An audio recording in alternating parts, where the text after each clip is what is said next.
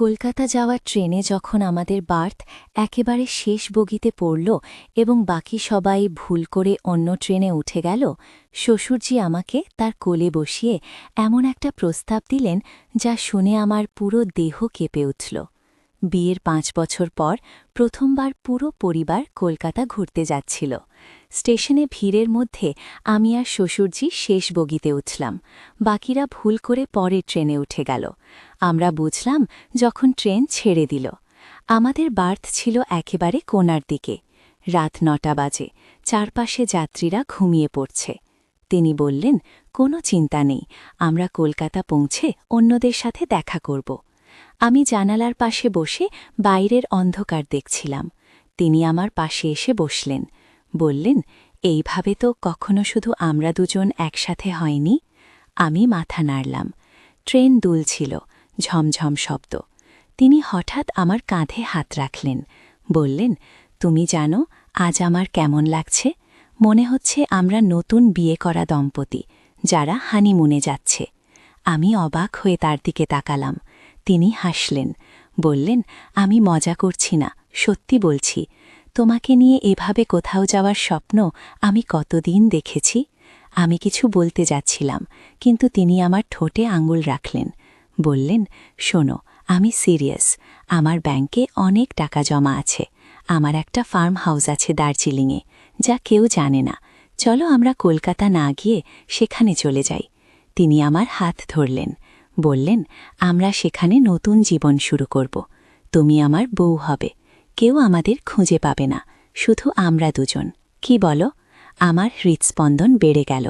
মনের গভীরে একটা রোমাঞ্চ অনুভব করলাম। পালিয়ে যাবার চিন্তা আমাকে উত্তেজিত করল, কিন্তু মুখে বললাম, বাবা, আপনি পাগল হয়ে গেছেন, এটা কখনো সম্ভব না। তিনি আমার দিকে তাকিয়ে রইলেন, তার চোখে এক অদ্ভুত আগুন। বললেন, তুমি ভাবছ আমি মজা করছি?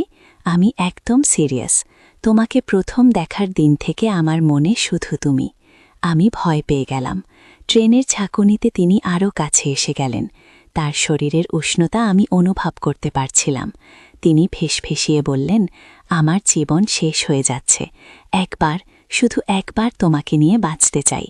তিনি আমার কানের কাছে মুখ নিয়ে এলেন। তার নিঃশ্বাস আমার ঘাড়ে লাগছিল। বললেন, এই চেহারা, এই শরীর, এই চুলের গন্ধ, সব আমার হোক, একবার, শুধু একবার। আমার সারা শরীর অবশ হয়ে গেল, কোনো কথা বের হচ্ছিল না। তিনি আমার পিঠে হাত বুলাতে লাগলেন, বললেন, তুমি রাজি হলে আজ রাতেই আমরা ট্রেন থেকে নেমে যাব, পরে স্টেশনে। কলকাতা যাব না, সোজা দার্জিলিংয়ে। এই গল্পটি সম্পূর্ণ শুনলে আপনাদের পানি অটোমেটিক বের হয়ে যাবে। সো যত দ্রুত সম্ভব হাতের কাছে টিস্যু নিয়ে বসে পড়ো। বিছানার চাদর যেন নষ্ট না হয় সেটা সম্পূর্ণ খেয়াল রাখার অনুরোধ জানিয়ে গল্পটি এখন শুরু করব। তার আগে সর্বশেষ অনুরোধ, দয়া করে এমন পানি বের করার গল্প নিয়মিত শুনতে আমাদের চ্যানেলটি সকলে সাবস্ক্রাইব করুন। ধন্যবাদ। হ্যালো বন্ধুরা, আমার নাম অর্পিতা সেনগুপ্তা। আমার বয়স ৩৯ বছর। আমার স্বামীর নাম সৌভিক সেনগুপ্তা, বয়স ৫২ বছর। আমাদের ২ সন্তান, রিয়া আর আয়ান। রিয়া ২১ বছর বয়সী, ইউনিভার্সিটিতে পড়ে। আয়ান ১৪ বছর বয়সী, নবম শ্রেণীতে পড়ে। এই যে ট্রেনের গল্পটা বললাম, এটা আসলে আমার শ্বশুরজি বলেননি। উনি তো বললেন অন্য কিছু। আসল ঘটনাটা এখন বলছি। ট্রেনে সেই যাতে আমি আর আমার শ্বশুর নরেন্দ্রনাথ বাবু যখন একসাথে বসেছিলাম, তিনি আসলে বলেছিলেন, অর্পিতা, তোমার হাতে একটা কাগজ আছে না, আমাকে দাও তো। আমি ব্যাগ থেকে একটা কাগজ বের করে দিলাম। তিনি সে কাগজে কি যেন লিখতে শুরু করলেন। আমি জিজ্ঞেস করলাম, কি লিখছেন বাবা? তিনি বললেন, একটা ম্যাপ দার্জিলিংয়ের। তিনি আমার দিকে তাকিয়ে বললেন, অর্পিতা, তুমি তোমাকে একটা খুব গুরুত্বপূর্ণ কথা বলবো, কিন্তু তুমি কাউকে বলবে না, প্রতিজ্ঞা করো। আমি অবাক হয়ে বললাম, কি হয়েছে বাবা, এত সিরিয়াস? তিনি চারপাশে দেখলেন কেউ শুনছে কিনা। তারপর ফিসফিস বললেন, আমাদের পরিবারের সাথে একটা বিশাল রহস্য জড়িত। আমার দাদা, তোমার পরদাদা, তিনি একজন স্বাধীনতা সংগ্রামী ছিলেন। তিনি ব্রিটিশদের কাছ থেকে বিরাট পরিমাণ সোনা লুট করে লুকিয়ে রেখেছিলেন দার্জিলিংয়ের এক গোপন জায়গায়। আমার চোখ বড় হয়ে গেল। সোনা কতটা? তিনি বললেন, আন্দাজ প্রায় 10 কোটি টাকার। কিন্তু সমস্যা হলো সেই জায়গাটা খুঁজে পাওয়া খুব কঠিন। একটা পুরনো ম্যাপ আছে যেটা আমার বাবা আমাকে দিয়ে গেছেন মৃত্যুর আগে, কিন্তু ম্যাপটা অসম্পূর্ণ। আমি বললাম, তাহলে কিভাবে খুঁজবেন? তিনি বললেন, সেজন্যই তো আমি তোমাকে বলছি, আসল ম্যাপের বাকি অংশ আছে আমার ছোট ভাইয়ের কাছে, যার সাথে আমার 23 বছর ধরে কোনো যোগাযোগ নেই। তিনি থাকেন কলকাতায়। আমরা এই ট্রিপে গিয়ে তার সাথে দেখা করব এবং ম্যাপের দুটো অংশ জোড়া দিয়ে সেই সোনা খুঁজে বের করব। আমি উত্তেজিত হয়ে বললেন, কিন্তু এই কথা সৌভিককে বললে না কেন? তিনি মাথা নাড়লেন। সৌভিক জানলে সে বিশ্বাস করবে না, সে মনে করবে আমি বুড়ো হয়ে পাগল হয়ে গেছি। কিন্তু আমি জানি এটা সত্যি। আমার বাবা মৃত্যুর সময় আমার হাতে ম্যাপটা দিয়ে বলেছিলেন, এই গুপ্তধন আমাদের পরিবারের ভবিষ্যৎ বদলে দেবে, কিন্তু তোমাকে তোমার ভাইয়ের সাথে মিলিত হতে হবে। আমি চিন্তিত হয়ে বললাম, কিন্তু আপনার ভাইয়ের সাথে তো আপনার ঝগড়া হয়ে গেছে, তিনি রাজি হবেন? তিনি দীর্ঘশ্বাস ফেললেন। সেটাই দেখতে হবে। তবে আমি একটা চিঠি লিখেছি, যেটা তাকে দেখাবো। আশা করি সে বুঝবে যে এটা শুধু টাকার ব্যাপার না, এটা আমাদের পূর্বপুরুষের স্মৃতি। এরপর তিনি আমাকে সেই ম্যাপটা দেখালেন। সেটা একটা পুরনো হলুদ কাগজে আঁকা, কিছু অদ্ভুত চিহ্ন সংকেত ছিল। তিনি বললেন, এই ম্যাপে একটা মন্দিরের উল্লেখ আছে। সেই মন্দিরের নিচে একটা গোপন সুড়ঙ্গ আছে বলে লেখা। সেই সুড়ঙ্গের শেষে আছে সেই সোনার ভাণ্ডার। আমি ফিসফিসিয়ে বললাম, কিন্তু এত বছর পরে সেই জায়গা কি আর আছে? হয়তো কেউ খুঁজে নিয়ে গেছে। তিনি মাথা নাড়লেন না। আমার বাবা বলেছিলেন যে সেই জায়গাটা এমনভাবে লুকানো যে শুধুমাত্র আমাদের পরিবারের রক্তের মানুষ ছাড়া কেউ খুঁজে পাবে না। সেখানে একটা বিশেষ তালা আছে, যেটা খুলতে দুটো চাবি লাগবে। একটা চাবি আমার কাছে আর একটা চাবি আমার ভাইয়ের কাছে। তিনি তার গলার চেন থেকে একটা ছোট্ট পিতলের চাবি বের করে দেখালেন। এই দেখো, এই চাবি আমার বাবা আমাকে দিয়েছিলেন, আর একটা চাবি তিনি আমার ভাইয়ের কাছে দিয়েছিলেন। আমি সেই চাবিটা দেখলাম, সেটাই কিছু অদ্ভুত খোদাই করা ছিল। আমি বললাম, এটা তো দেখতে অনেক পুরনো। তিনি বললেন, এই চাবি অন্তত 100 বছর পুরনো। আমার দাদা ব্রিটিশদের একটা সামরিক অভিযানে এই চাবি পেয়েছিলেন। এটা আসলে ছিল একটা রাজকীয় ভাণ্ডারের চাবি। ট্রেন তখন একটা স্টেশনে থামল। কিছু যাত্রী নামল, কিছু উঠল। আমরা চুপচাপ বসে রইলাম। ট্রেন আবার চলা শুরু করল। তিনি আবার বলতে শুরু করলেন, অর্পিতা, তুমি জানো আমার ভাইয়ের নাম কি? আমি বললাম, না তো, আপনি তো কখনো বলেননি। তিনি বললেন, তার নাম হরিহরনাথ, আমার থেকে 5 বছরের ছোট। আমরা ছোটবেলায় খুব ভালো ছিলাম, একসাথে খেলতাম, পড়তাম। কিন্তু আমাদের বাবা মারা যাওয়ার পর সম্পত্তি নিয়ে ঝগড়া হয়ে যায়। আমি এই বাড়িটা পাই, আর সে পায় একটা কলকাতার দোকান। সেই থেকে আমরা কথা বলি না। আমি জিজ্ঞেস করলাম, কিন্তু এত বছর পরে তিনি কি আপনাকে দেখতে চাইবেন? তিনি বললেন, আমি আশা করি তিনি রাজি হবেন, কারণ এই গুপ্তধন শুধু আমার না, আমাদের দুজনেরই। আমার বাবা চেয়েছিলেন যে আমরা 2 ভাই মিলে এই ধন সম্পদ খুঁজে বের করি এবং আমাদের পরিবারকে সমৃদ্ধ করি। আমি বললাম, কলকাতা পৌঁছে আমরা কিভাবে তাকে খুঁজব? তিনি বললেন, আমার কাছে তার দোকানের ঠিকানা আছে। রাসবিহারী অ্যাভিনিউতে একটা বইয়ের দোকান, আমরা সেখানে যাব। তবে তোমাকে একটা কথা বলি, যদি সে রাজি না হয় তাহলে আমাদের একটা বিকল্প পরিকল্পনা আছে। আমি অবাক হয়ে বললাম, বিকল্প পরিকল্পনা? তিনি রহস্যময় হেসে বললেন, হ্যাঁ, আমার একজন পুরনো বন্ধু আছে, যে একজন তালা বিশেষজ্ঞ। সে হয়তো 2টো চাবি ছাড়াই সেই তালা খুলতে পারবে। কিন্তু সেটা শেষ উপায়। আমি চাই আমার ভাইয়ের সাথে মিলেই এই কাজ করতে। হঠাৎ ট্রেনে একটা ঝাঁকুনি হলো। আমি প্রায় পড়ে যাচ্ছিলাম, কিন্তু তিনি আমাকে ধরে ফেললেন। তিনি বললেন, সাবধান, এই ট্রেনের লাইন অনেক পুরনো। আমি নিজেকে সামলে নিয়ে বললাম, বাবা, আপনি কি নিশ্চিত যে এই গুপ্তধন সত্যি আছে? হয়তো এটা শুধু একটা গল্প। তিনি গম্ভীর হয়ে বললেন, আমি 100% নিশ্চিত। আমার বাবা মৃত্যুর আগে আমাকে একটা জিনিস দেখিয়েছিলেন, একটা ছোট্ট সোনার মূর্তি। তিনি বলেছিলেন যে এটা সেই গুপ্তধন থেকে একটা নমুনা। তিনি একবার সেখানে গিয়েছিলেন, কিন্তু 2টো চাবি না থাকায় তালা খুলতে পারেননি। আমি জিজ্ঞেস করলাম, সেই মূর্তিটা এখন কোথায়? তিনি বললেন, সেটা আমি বাড়িতে লুকিয়ে রেখেছি, তোমাকে ফিরে গিয়ে দেখাবো। কিন্তু এখন আমাদের ফোকাস হওয়া উচিত কিভাবে আমার ভাইকে রাজি করানো যায়। এরপর তিনি আমাকে তার ভাইয়ের সম্পর্কে আরও অনেক কিছু বললেন। তিনি বললেন যে তার ভাই খুব জেদি মানুষ, একবার কোনো সিদ্ধান্ত নিলে সেটা থেকে সরে না, তাই তাকে বোঝানো হবে একটা বড় চ্যালেঞ্জ। আমি বললাম, তাহলে আমরা কি করব? তিনি বললেন, আমি একটা চিঠি লিখেছি, সেই চিঠিতে আমি ক্ষমা চেয়েছি আমাদের পুরনো ঝগড়ার জন্য। আমি লিখেছি যে জীবন খুব ছোট এবং আমাদের উচিত আমাদের পূর্বপুরুষের স্মৃতি রক্ষা করা। আমি আশা করি সে বুঝবে। রাত আরও গভীর হচ্ছিল, অন্যান্য যাত্রীরা ঘুমিয়ে পড়েছিল। আমরা দুজন জেগে বসে বসে কথা বলছিলাম।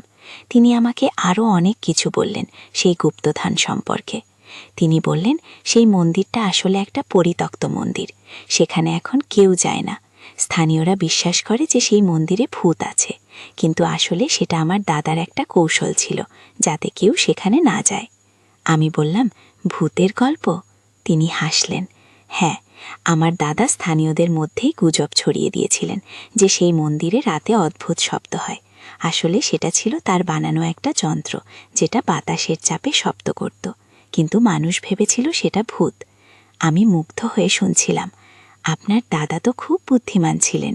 তিনি বললেন, হ্যাঁ, তিনি জানতেন কিভাবে একটা জায়গা সুরক্ষিত রাখতে হয়। তিনি শুধু সোনা লুকিয়ে রাখেননি, তিনি এমন একটা ব্যবস্থা করেছিলেন যাতে কেউ খুঁজে না পায়। এরপর তিনি আমাকে ম্যাপের আরও বিস্তারিত ব্যাখ্যা দিলেন। তিনি বললেন, ম্যাপে 3টে প্রধান চিহ্ন আছে। প্রথমটা হলো একটা বটগাছ, সেই বটগাছের পাশেই সেই মন্দির। দ্বিতীয় চিহ্ন হলো একটা পুরনো কুয়ো, সেই কুয়োর পাশ দিয়ে একটা গোপন পথ যায় মন্দিরের নিচে। আর তৃতীয় চিহ্ন হলো একটা পাথরের খিলান, যার নিচে আছে সেই গুপ্ত দরজা। আমি জিজ্ঞেস করলাম, কিন্তু এত বছর পরে সেই জায়গাগুলো চেনা যাবে? তিনি বললেন, আমার বাবা বলেছিলেন যে বটগাছ এখনও আছে, সেটা প্রায় 300 বছরের পুরনো, আর মন্দিরটাও দাঁড়িয়ে আছে শুধু কোটা, হয়তো বন্ধ হয়ে গেছে, কিন্তু আমরা খুঁজে বের করব। আমি বললাম, আচ্ছা বাবা, আপনি কি কখনো সেখানে গিয়েছেন? তিনি মাথা নাড়লেন। না, আমার বাবা আমাকে নিয়ে যাওয়ার পরিকল্পনা করেছিলেন, কিন্তু তার আগেই তিনি অসুস্থ হয়ে পড়েন। তিনি শুধু আমাকে ম্যাপটা দিয়ে বলেছিলেন, যখন সময় আসবে তুমি বুঝবে। আর এখন আমি বুঝতে পারছি যে সময় এসে গেছে। ট্রেন তখন একটা লম্বা সুড়ঙ্গের মধ্যে দিয়ে যাচ্ছিল, চারপাশে একদম অন্ধকার, শুধু বগির আলো জ্বলছিল। তিনি আস্তে আস্তে বললেন, অর্পিতা, তুমি জানো, এই যাত্রা শুধু শোনার জন্য নয়, এটা আমার জীবনের একটা অসম্পূর্ণ কাজ, যেটা আমি শেষ করতে চাই। আমার বয়স হয়ে গেছে, আমি চাই মরার আগে আমার পূর্বপুরুষের এই স্বপ্ন পূরণ করতে। আমি তার হাত ধরলাম, বললাম, চিন্তা করবেন না বাবা, আমরা সফল হব, আমি আপনাকে সাহায্য করব। তিনি আমার দিকে তাকিয়ে মৃদু হাসলেন, বললেন, তুমি জানো অর্পিতা, তোমাকে আমি খুব বিশ্বাস করি, তাই তোমাকেই এই রহস্য বললাম। সৌভিক জানলে সে হয়তো পুলিশে খবর দেবে বা অন্য কিছু করবে, কিন্তু তুমি আমাকে বুঝবে। আমি বললাম, কিন্তু বাবা, সৌভিককে আমরা কিছু বলবো না? তিনি বললেন, এখন না, যখন আমরা কলকাতা পৌঁছাবো এবং আমার ভাইয়ের সাথে কথা বলবো, তারপর দেখা যাবে। যদি সবকিছু ঠিকঠাক মনে হয় তাহলে আমরা সৌভিককেও বলবো, কিন্তু আপাতত এটা আমাদের দুজনের গোপন কথা। আমি সম্মতি দিলাম। সত্যি বলতে আমি খুবই উত্তেজিত ছিলাম। এমন একটা রহস্য, এমন একটা অ্যাডভেঞ্চার, আমার জীবনে কখনো এমন কিছু হয়নি। ট্রেন এগিয়ে চলছিল, বাইরে মাঠ, গাছ, ছোট ছোট স্টেশন পেরিয়ে যাচ্ছিলাম। আমরা দুজন বসে বসে পরিকল্পনা করছিলাম। তিনি বললেন, কলকাতা পৌঁছানোর পর প্রথমে আমরা হোটেলে যাব, সবাই সেখানে থাকবে। তারপর আমি আর তুমি একটা অজুহাত দেখিয়ে বের হব, বলবো যে আমাদের একটা পুরনো বন্ধুর সাথে দেখা করতে হবে। তারপর আমরা রাসবিহারী অ্যাভিনিউতে যাব। আমি বললাম, আর যদি আপনার ভাই রাজি না হন? তিনি চিন্তিত মুখে বললেন, তাহলে আমাকে অন্য উপায় খুঁজতে হবে। হয়তো আমি তাকে বোঝাতে পারবো যে এটা শুধু টাকার ব্যাপার না, এটা আমাদের পরিবারের ইতিহাস, এটা আমাদের পূর্বপুরুষের ত্যাগের স্মৃতি। আমি জিজ্ঞেস করলাম, আপনার দাদাকে এই সোনা কিভাবে পেয়েছিলেন? আপনি বলেছেন তিনি স্বাধীনতা সংগ্রামী ছিলেন। তিনি বললেন, হ্যাঁ, আমার দাদা নেতাজি সুভাষচন্দ্র বসুর আজাদ হিন্দ ফৌজের একজন সদস্য ছিলেন। 1944 সালে তারা একটা গোপন অভিযানে অংশ নিয়েছিলেন। সেই অভিযানে তারা ব্রিটিশদের একটা ট্রেজারি থেকে সোনা লুট করে। সেই সোনা তারা স্বাধীনতা সংগ্রামের জন্য ব্যবহার করার পরিকল্পনা করেছিলেন, কিন্তু যুদ্ধ শেষ হয়ে যাওয়ার পর আর সেই সোনা ব্যবহার করা হয়নি। আমার দাদা সেটা লুকিয়ে রেখেছিলেন ভবিষ্যতের জন্য।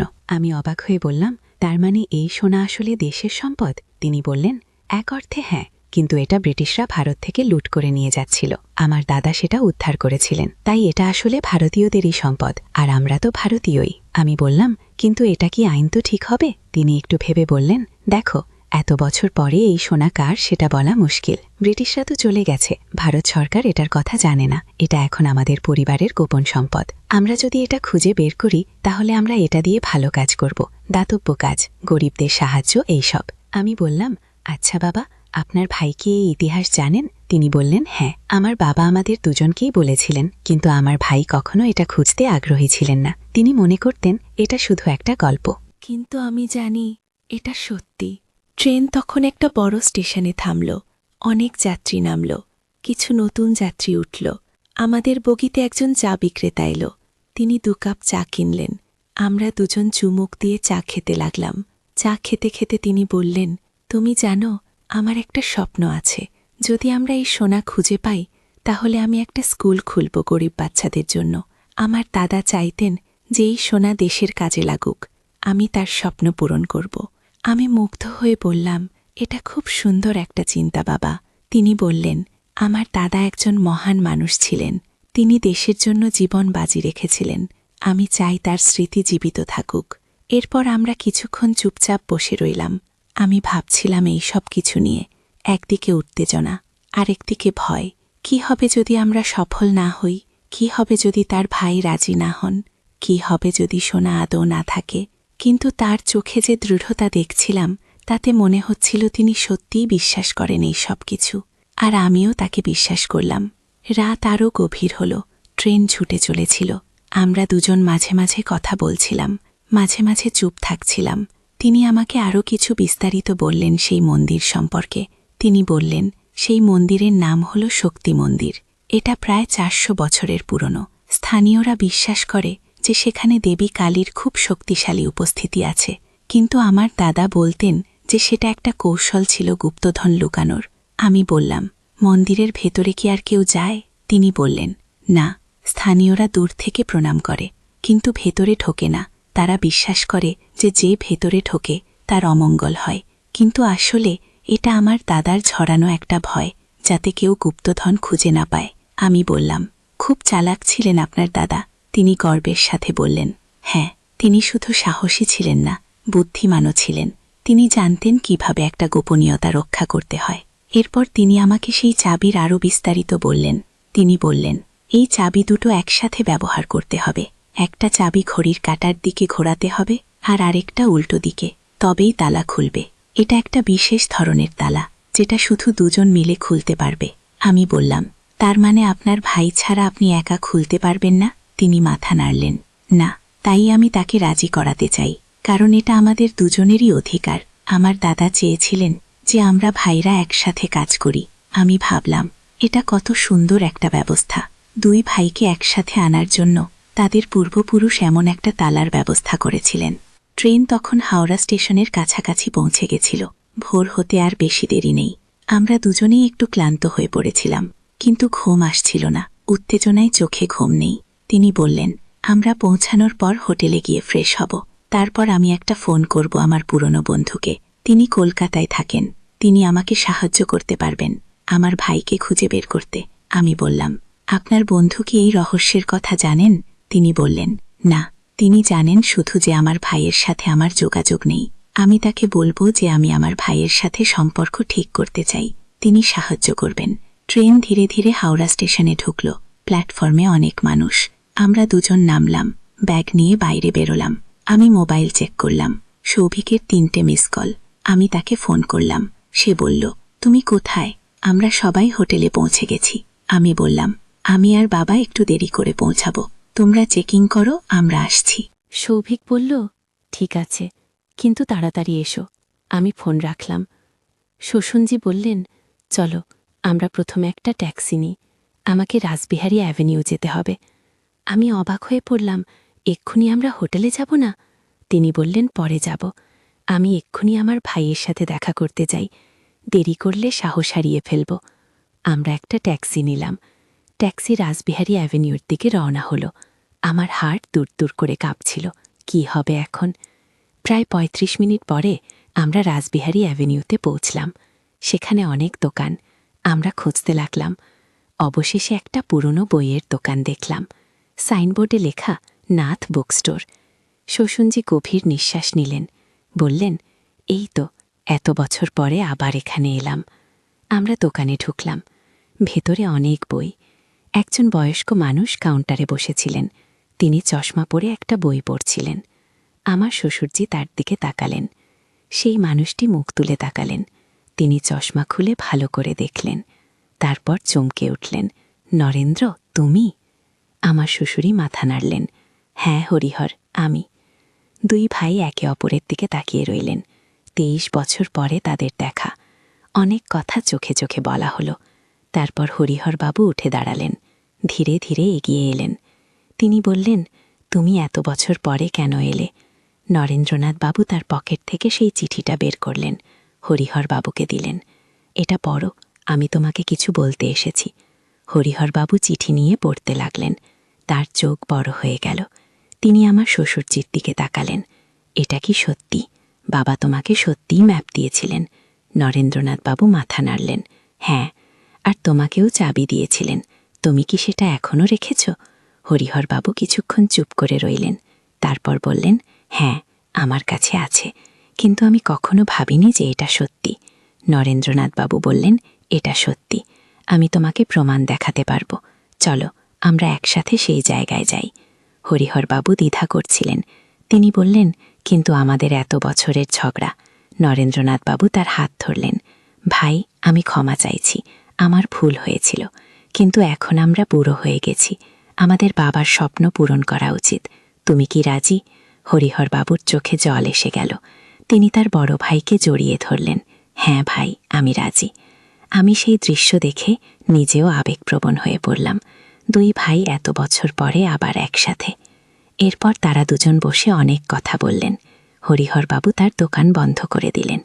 তিনি বললেন, আমরা কখন যাব? নরেন্দ্রনাথবাবু বললেন, যত তাড়াতাড়ি সম্ভব, কিন্তু প্রথমে আমাদের পরিকল্পনা করতে হবে।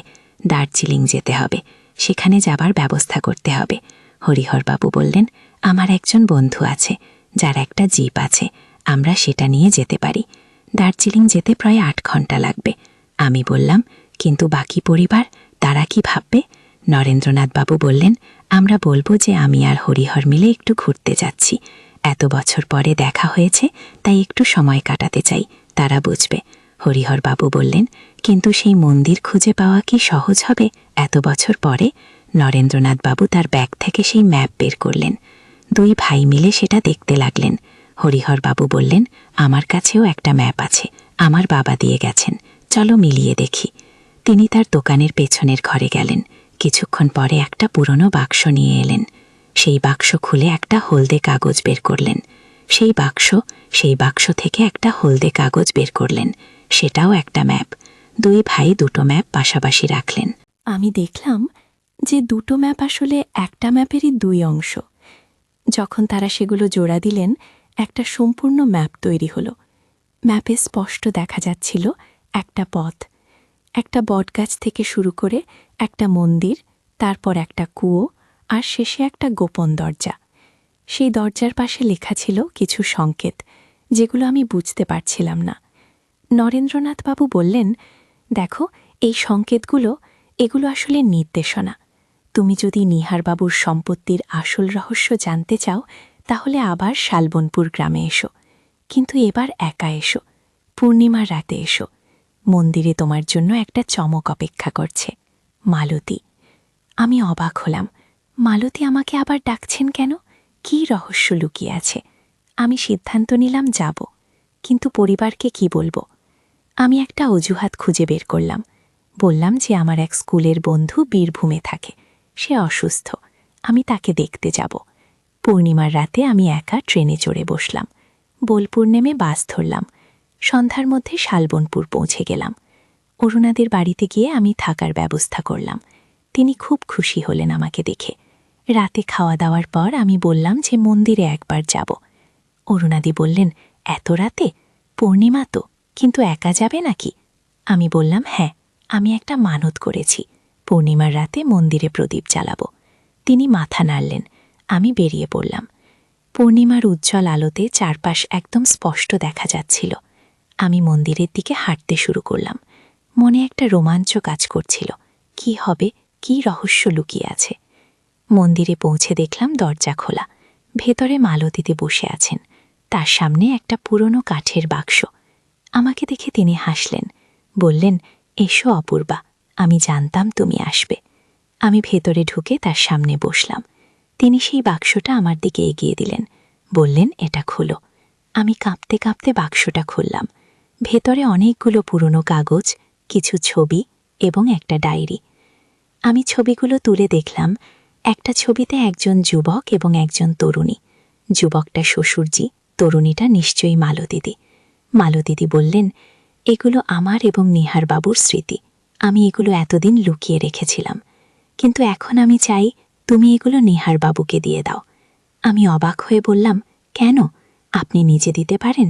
তিনি মাথা নাড়লেন, বললেন, না, আমি তার সামনে যেতে পারবো না, কিন্তু আমি চাই তিনি জানুন যে আমি এখনও তাকে ভালোবাসি এবং আমি তার মঙ্গল কামনা করি। আমি ডায়েরিটা খুলে পড়তে শুরু করলাম। প্রতিটা পাতায় মালতীদির হাতের লেখা। তিনি প্রতিদিন তার অনুভূতি লিখতেন। কত ভালোবাসা, কত বেদনা সেই লেখায়। হঠাৎ আমার চোখ আটকে গেল একটা পাতায়। সেখানে লেখা ছিল, আজ আমি একটা গোপন কথা জানলাম। নিহারবাবুর ঠাকুরদা এই মন্দিরের নিচে একটা গোপন ধন লুকিয়ে রেখেছিলেন। সেই ধন খুঁজে পাওয়ার একটা মানচিত্র আছে। সেটা মন্দিরের দেবী মূর্তির পেছনে লুকানো আছে। আমার হৃৎস্পন্দন বেড়ে গেল। গুপ্তধন, এ কি শুনছি? মালতীদি মৃদু হাসলেন, বললেন, হ্যাঁ, এটা সত্যি। নিহারবাবুর ঠাকুরদা অনেক ধনী ছিলেন। তিনি তার সম্পদ এই মন্দিরের নিচে লুকিয়ে রেখেছিলেন, কিন্তু কেউ জানত না কোথায়। শুধু একটা মানচিত্র রেখে গিয়েছিলেন। আমি উত্তেজিত হয়ে বললাম, তাহলে আমরা সেই মানচিত্র খুঁজে বের করি। মালতীদি বললেন, হ্যাঁ, চলো। আমরা দুজনে দেবী মূর্তির কাছে গেলাম। মালতীদি মূর্তিটা সামান্য নাড়ালেন। পেছন থেকে একটা ছোট্ট খাঁজ দেখা গেল। সেখান থেকে তিনি একটা পুরনো চামড়ার ব্যাগ বের করলেন। ব্যাগ খুলে দেখলাম একটা পুরনো মানচিত্র। মানচিত্রটা খুলে আমরা দেখলাম সেখানে এই মন্দিরের একটা নকশা আঁকা, আর একটা চিহ্ন দেওয়া আছে মন্দিরের পূর্ব কোণে। লেখা আছে, এখানে ঘোরো। আমরা দুজনে উত্তেজিত হয়ে মন্দিরের পূর্ব কোণে গেলাম। সেখানে মেঝোতে কিছু পাথর পাতা। মালতীদি বললেন, এই পাথরগুলো সরাতে হবে। আমরা দুজনে মিলে পাথরগুলো সরাতে শুরু করলাম। কিছুক্ষণ পর একটা পাথর সরাতেই নিচে একটা গর্ত দেখা গেল। সেখান থেকে একটা লোহার বাক্স বের করলাম। বাক্সটা খুলতে গিয়ে দেখলাম তালা লাগানো। মালতীদি বললেন, চাবি হয়তো সেই ডায়েরিতে কোথাও লুকানো আছে। আমরা ডায়েরিটা আবার দেখতে শুরু করলাম। শেষ পাতায় একটা ছোট্ট পকেট ছিল। সেখান থেকে একটা পুরনো চাবি বের করলাম। চাবিটা বাক্সের তালায় লাগিয়ে ঘোরালাম। তালা খুলে গেল। বাক্স খুলে আমরা দুজনে হতভাগ হয়ে গেলাম। ভেতরে অনেকগুলো সোনার অলংকার, মুদ্রা এবং কিছু হীরের গয়না। মালতীদি বললেন, এই সম্পদ নিহারবাবুর, এটা তার প্রাপ্য। তুমি এগুলো তাকে দিয়ে দিও। আমি বললাম, কিন্তু আপনি এতদিন এটা জানতেন, তাহলে নিজে নিলেন না কেন? তিনি মৃদু হাসলেন, বললেন, আমার টাকার দরকার নেই, আমি এখানেই সুখে আছি। কিন্তু নিহারবাবু এই সম্পদ দিয়ে তার পরিবারের মঙ্গল করতে পারবেন। আমার চোখে জল এসে গেল। এত মহান এই মহিলা, এত ত্যাগ। আমি সেই বাক্সটা নিয়ে পরের দিন সকালে কলকাতায় ফিরে এলাম। বাড়িতে এসে শ্বশুরজিকে সব খুলে বললাম।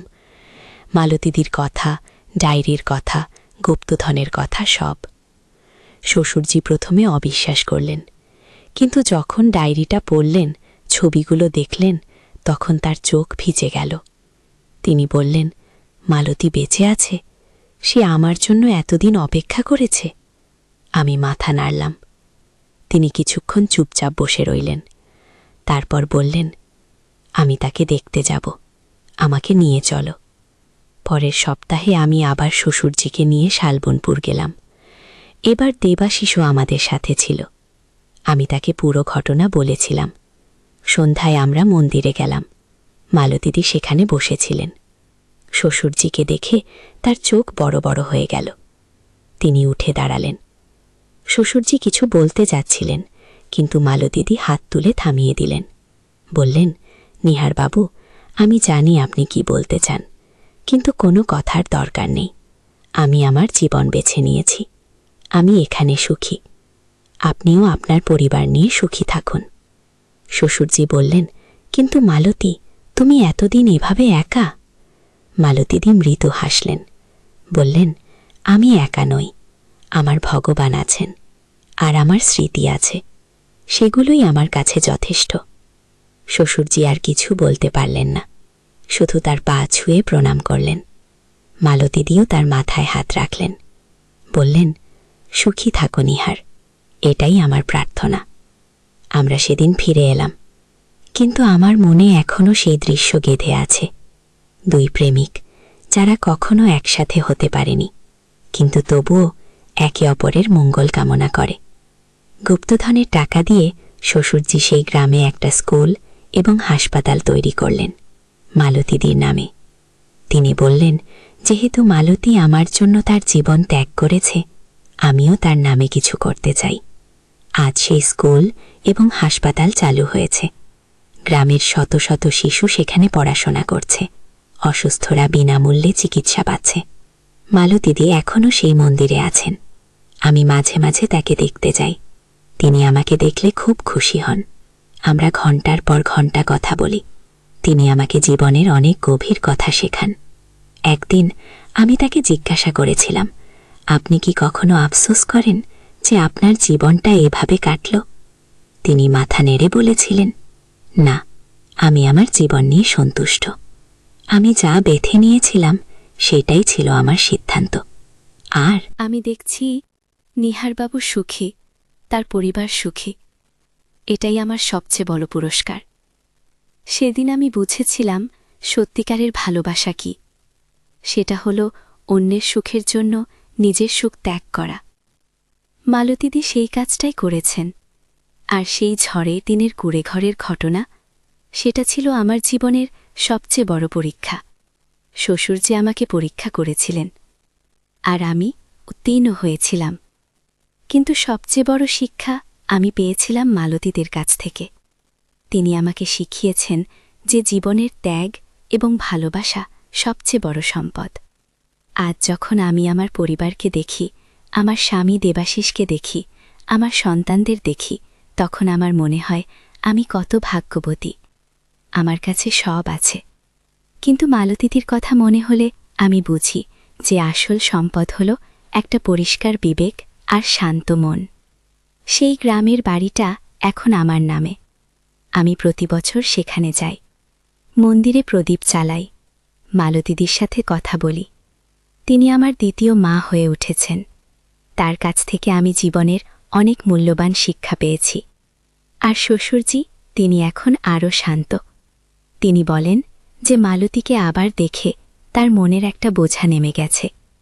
তিনি জানেন যে মালতী সুখী। সেটাই তার কাছে সবচেয়ে বড় স্বস্তি। এই হলো আমার গল্প, একটা রহস্যময়, রোমাঞ্চকর এবং অ্যাডভেঞ্চারপূর্ণ গল্প, যেখানে আছে পরীক্ষা, আছে ত্যাগ, আছে ভালোবাসা, আর আছে এক গুপ্তধনের রহস্য। কিন্তু সবচেয়ে বড় ধন যেটা আমি পেয়েছি, সেটা হলো জীবনের শিক্ষা। আজ আমি যখন আমার পরিবারকে দেখি, আমার স্বামী দেবাশিসকে দেখি, আমার সন্তানদের দেখি, তখন আমার মনে হয় আমি কত ভাগ্যবতী। আমার কাছে সব আছে, কিন্তু মালতীদির কথা মনে হলে আমি বুঝি যে আসল সম্পদ হল একটা পরিষ্কার বিবেক আর শান্ত মন। সেই গ্রামের বাড়িটা এখন আমার নামে। আমি প্রতি বছর সেখানে যাই, মন্দিরে প্রদীপ চালাই, মালতীদির সাথে কথা বলি। তিনি আমার দ্বিতীয় মা হয়ে উঠেছেন। তার কাছ থেকে আমি জীবনের অনেক মূল্যবান শিক্ষা পেয়েছি। আর শ্বশুরজি, তিনি এখন আরও শান্ত। তিনি বলেন যে মালতীকে আবার দেখে তার মনের একটা বোঝা নেমে গেছে। তিনি জানেন যে মালতী সুখী। সেটাই তার কাছে সবচেয়ে বড় স্বস্তি। এই হলো আমার গল্প, একটা রহস্যময়, রোমাঞ্চকর এবং অ্যাডভেঞ্চারপূর্ণ গল্প, যেখানে আছে পরীক্ষা, আছে ত্যাগ, আছে ভালোবাসা, আর আছে এক গুপ্ত ধনের রহস্য। কিন্তু সবচেয়ে বড় ধন যেটা আমি পেয়েছি সেটা হলো জীবনের শিক্ষা। আজ আমি যখন আমার পরিবারকে দেখি, আমার স্বামী দেবাশিসকে দেখি, আমার সন্তানদের দেখি, তখন আমার মনে হয় আমি কত ভাগ্যবতী। আমার কাছে সব আছে। কিন্তু মালতীদির কথা মনে হলে আমি বুঝি যে আসল সম্পদ হলো একটা পরিষ্কার বিবেক আর শান্ত মন। সেই গ্রামের বাড়িটা এখন আমার নামে। আমি প্রতি বছর সেখানে যাই, মন্দিরে প্রদীপ জ্বালাই, মালতীদির সাথে কথা বলি। তিনি আমার দ্বিতীয় মা হয়ে উঠেছেন। তিনি আমার দ্বিতীয় মা হয়ে উঠেছেন। আর শ্বশুরজি, তিনি এখন আরও শান্ত। তিনি বলেন যে মালতীকে আবার দেখে তার মনের একটা বোঝা নেমে গেছে। তিনি জানেন যে মালতী সুখী। সেটাই তার কাছে সবচেয়ে বড় স্বস্তি। এই হলো আমার গল্প, একটা রহস্যময়, রোমাঞ্চকর এবং অ্যাডভেঞ্চারপূর্ণ গল্প, যেখানে আছে পরীক্ষা, আছে ত্যাগ, আছে ভালোবাসা, আর আছে এক গুপ্ত ধনের রহস্য। কিন্তু সবচেয়ে বড় ধন যেটা আমি পেয়েছি সেটা হলো জীবনের শিক্ষা। আজ আমি যখন আমার পরিবারকে দেখি, আমার স্বামী দেবাশিসকে দেখি, আমার সন্তানদের দেখি, তখন আমার মনে হয় আমি কত ভাগ্যবতী। আমার কাছে সব আছে। কিন্তু মালতীদির কথা মনে হলে আমি বুঝি যে আসল সম্পদ হলো একটা পরিষ্কার বিবেক আর শান্ত মন। সেই গ্রামের বাড়িটা এখন আমার নামে। আমি প্রতি বছর সেখানে যাই, মন্দিরে প্রদীপ জ্বালাই, মালতীদির সাথে কথা বলি। তিনি আমার দ্বিতীয় মা হয়ে উঠেছেন। তিনি আমার দ্বিতীয় মা হয়ে উঠেছেন। আর শ্বশুরজি, তিনি এখন আরো শান্ত। আর শ্বশুরজি, তিনি এখন আরো শান্ত। তিনি বলেন যে মালতীকে আবার দেখে তার মনের একটা বোঝা নেমে গেছে। তিনি জানেন যে মালতী সুখী। সেটাই তার কাছে সবচেয়ে বড় স্বস্তি। এই হলো আমার গল্প, একটা রহস্যময়, রোমাঞ্চকর এবং অ্যাডভেঞ্চারপূর্ণ গল্প, যেখানে আছে পরীক্ষা, আছে ত্যাগ, আছে ভালোবাসা, আর আছে এক গুপ্ত ধনের রহস্য। যেখানে আছে পরীক্ষা, আছে ছিল একটা ঝড়, একটা পরিত্যক্ত কুঁড়েঘর, আর একটা অদ্ভুত প্রস্তাব। কিন্তু শেষ হয়েছে একটা সুন্দর শিক্ষা দিয়ে, যে জীবনের সততা, বিশ্বস্ততা এবং পরিবারের মূল্য সবচেয়ে বেশি। আর সেই গুপ্তধন, সেটা শুধু সোনা হিরে ছিল না। আসল ধন ছিল মালতীদির ভালোবাসা, ত্যাগ আর শ্বশুরজির পরীক্ষা, যেটা আমাকে শিখিয়েছে জীবনের আসল মূল্য কি। আজ যখন আমি সেই মন্দিরে যাই, মালতীদির সাথে বসে চা খাই, তখন আমার মনে হয় আমি পৃথিবীর সবচেয়ে ভাগ্যবতী মানুষ। কারণ আমি পেয়েছি এক অসাধারণ পরিবার, এক মহান শিক্ষক, আর জীবনের সবচেয়ে মূল্যবান শিক্ষা।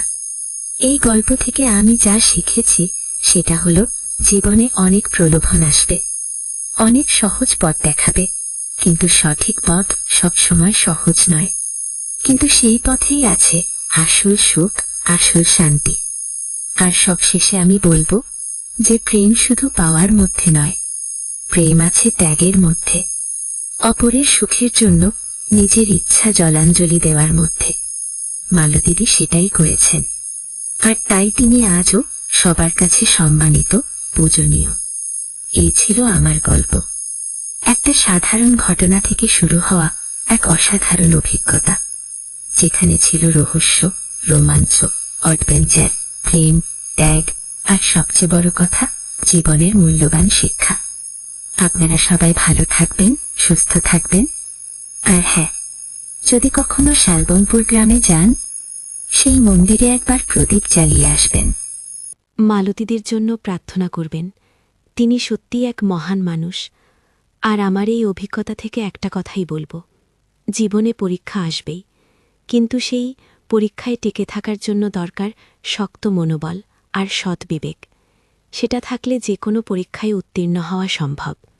এই আমার গল্প, অপূর্বা সেনগুপ্তের গল্প, একজন সাধারণ গৃহিণীর অসাধারণ অভিজ্ঞতা, যেখানে ছিল সবকিছু: রোমাঞ্চ, রহস্য, অ্যাডভেঞ্চার, প্রেম, ত্যাগ, আর সবচেয়ে বড় কথা, জীবনের মূল্যবান শিক্ষা। আপনারা সবাই ভালো থাকবেন, সুস্থ থাকবেন আর মনে রাখবেন জীবন একটাই, সেটা সততা আর বিশ্বস্ততার সাথে কাটান, তাহলেই আসল সুখ পাবেন। ধন্যবাদ সবাইকে আমার গল্প শোনার জন্য। আশা করি আপনারা সবাই ভালো থাকবেন, সুস্থ থাকবেন। আর হ্যাঁ, যদি কখনো শালবনপুর গ্রামে যান, সেই মন্দিরে একবার প্রদীপ জ্বালিয়ে আসবেন, মালতীদির জন্য প্রার্থনা করবেন। তিনি সত্যিই এক মহান মানুষ।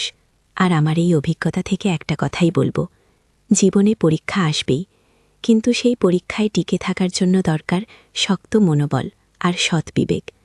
সেটা থাকলে যে কোনো পরীক্ষায় উত্তীর্ণ হওয়া সম্ভব। এই আমার গল্প, অপূর্বা সেনগুপ্তের গল্প, একজন সাধারণ গৃহিণীর অসাধারণ অভিজ্ঞতা, যেখানে ছিল সবকিছু: রোমাঞ্চ, রহস্য, অ্যাডভেঞ্চার, প্রেম, ত্যাগ, আর সবচেয়ে বড় কথা, জীবনের মূল্যবান শিক্ষা। আপনারা সবাই ভালো থাকবেন, সুস্থ থাকবেন, আর মনে রাখবেন জীবন একটাই, সেটা সততা আর বিশ্বস্ততার সাথে কাটান, তাহলেই আসল সুখ পাবেন।